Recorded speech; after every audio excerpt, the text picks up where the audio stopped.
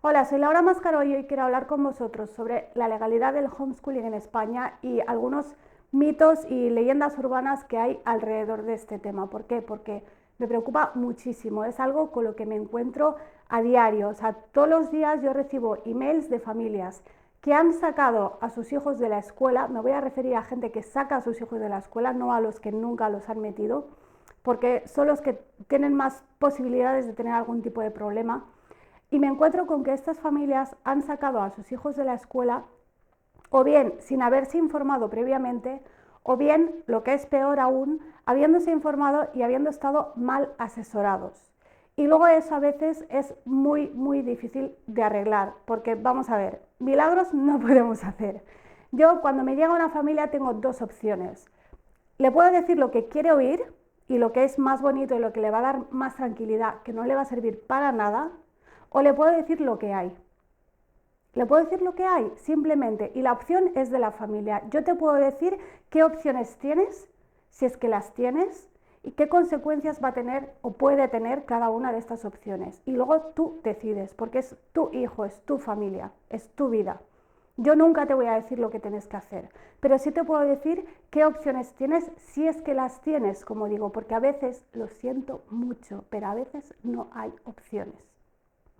Y hay algunas cosas que se dicen por ahí que no por mucho decirlas se van a convertir en realidad, que están haciendo mucho daño a algunas de estas familias, porque estas familias se lanzan al homeschooling engañadas.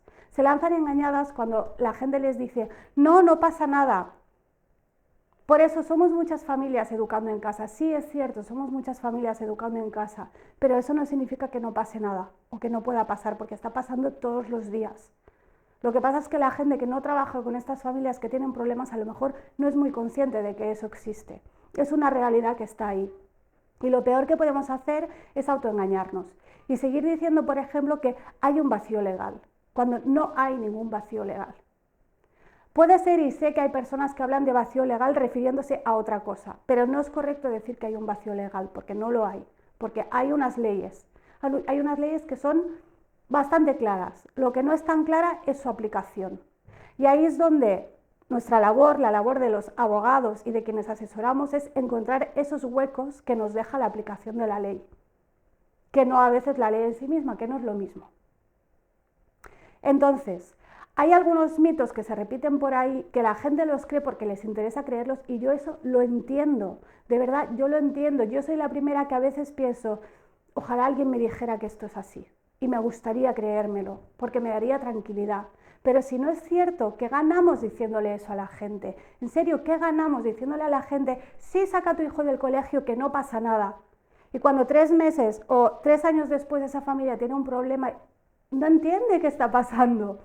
A mí todos los días me escriben familias y me dicen, es que me está llamando los servicios sociales, o peor, me está llamando la Fiscalía de Menores y no sé por qué.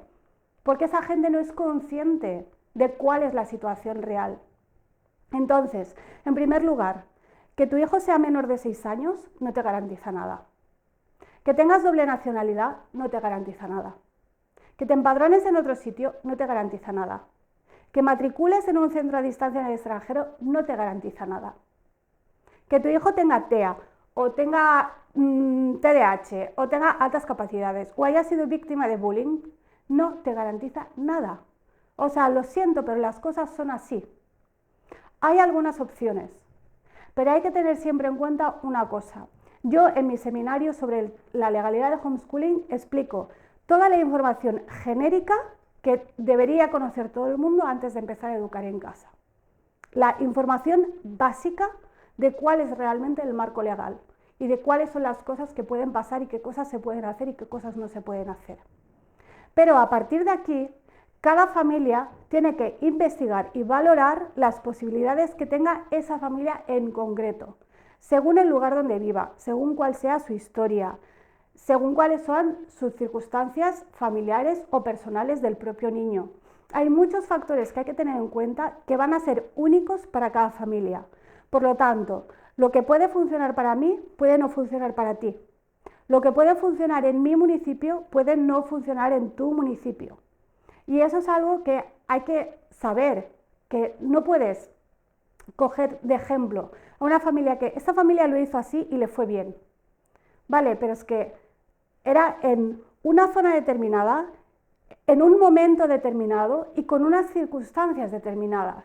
Y las tuyas, casi con toda seguridad, van a ser diferentes. Entonces, hay que saber valorar cuáles son las circunstancias y qué opciones son realmente viables para cada familia, sabiendo siempre que ninguna opción es garantía de nada.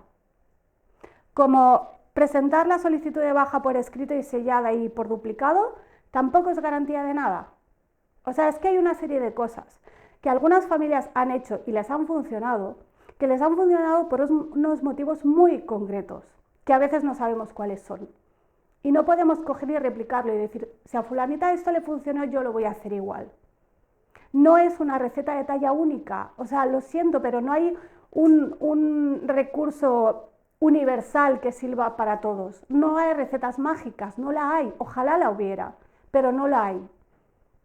Entonces, por favor, por favor, por favor, si vas a sacar a tus hijos de la escuela, infórmate bien de qué hacer, de qué no hacer y qué no decir, y sobre todo, que alguien que sepa valore cuáles son tus opciones según tus circunstancias. Y después la decisión es tuya. Y como decía al principio, y sintiéndolo en el alma, a veces no hay nada que hacer, a veces no hay opciones. Y la única opción es entrar en el sistema o irse del país, porque esto es lo que hay. Esto es lo que hay, lamentablemente. Y mientras no cambien las cosas, que pueden cambiar también a peor y hay que ser consciente de eso, lo mejor que podemos hacer es dejar de autoengañarnos, dejar de engañar a los demás y ver las cosas como son. Y en función de eso y con la cabeza lo más fría de lo que seas posible, analizar tus opciones y tomar una decisión. Y luego asumir las consecuencias de esa decisión que muchas veces no van a estar en tu mano. Porque después la gente llega a mí y me dice, arréglame esto. Y es que eso a lo mejor ya no tiene arreglo. A lo mejor lo habría tenido si hubieras hecho las cosas diferentes desde el principio. Y no estoy culpando a nadie, yo también empecé engañada, a mí también me mintieron cuando empecé a educar en casa. Me contaron las cosas de una manera que no son. De una manera que son para algunas familias, pero que no se puede extender y generalizar a todo el mundo. Y eso es algo que a mí me preocupa muchísimo. Me preocupa obviamente que haya familias que se lancen a esto sin informarse mínimamente de la situación legal. Eso me preocupa, pero me preocupa mucho menos que esa gente que empieza y cree que está bien asesorada y no está bien asesorada. Y luego esa gente es la que muchas veces llega a mí y yo ya no puedo hacer nada, porque milagros no hacemos. Esa es la reflexión que yo quería dejar sobre el tema legal y vale para el homeschooling como vale para cualquier otro tema legal. O sea, los abogados milagros de momento no hacemos y trabajamos, al menos los que somos honestos, trabajamos con la realidad de las cosas como son. ¿Cuáles son los hechos? ¿Cuáles son las leyes? ¿Cuál es la aplicación de esas leyes? Y con eso es con lo que jugamos. ¿Qué podemos hacer? O sea, estas son nuestras cartas y es con lo que jugamos.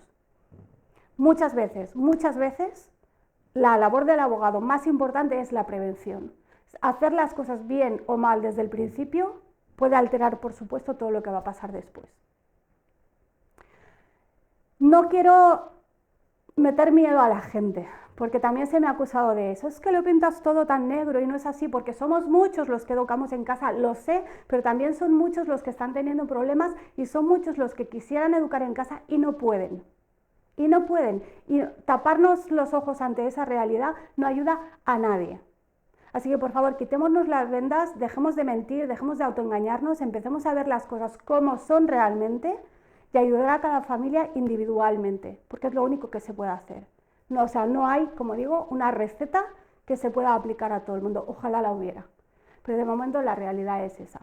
Y como yo todos los días recibo emails de familias que están en esta situación, me preocupa pensar que llevo 8 años predicando en el desierto, hablando con las paredes, 8 años con el mismo discurso y lo único que consigo es que la gente me diga que soy una alarmista.